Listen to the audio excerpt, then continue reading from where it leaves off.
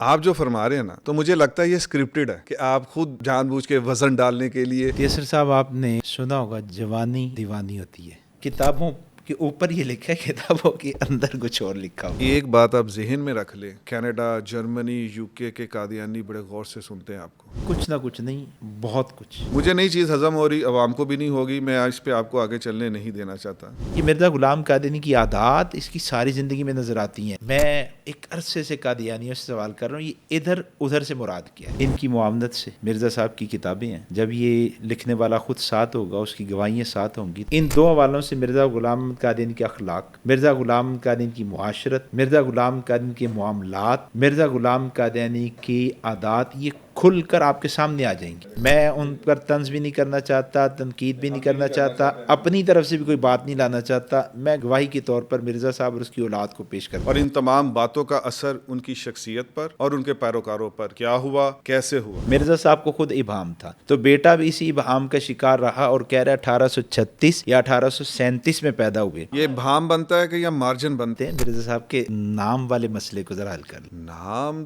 پہ تو مسئلہ ہو ہی نہیں سکتا. نام تو سب کو پتا ہے، بکس پہ بھی لکھا ہے مرزا غلام احمد قادیانی. کون نہیں جانتا؟ اب مجھے آپ بتائیں، کیا کوئی بندہ اس طرز سے اپنی پیدائش کی کیفیت کو اور احوال کو بیان کر سکتا ہے؟ یہ مرزا غلام قادیانی کا بچپن ہے. ایک جیب میں گڑ کا ڈھیلا رکھتے تھے اور ایک جیب میں مٹی کا ڈھیلا رکھتے تھے. جو سہانا بچپن ہے، تو اس کے سائے میں جو جوانی ہے، اب اس کی طرف چلتے ہیں. اب یہ 700 روپے کی پینشن آج کے دور میں کروڑوں روپے کی رقم. اور دوسرا حوالہ جس سے اس کی معاشرت کھل کر آتی ہے، اس کے معاملات بھی کھل کر سامنے آتے ہیں، وہ اس کے نکاح کا حوالہ.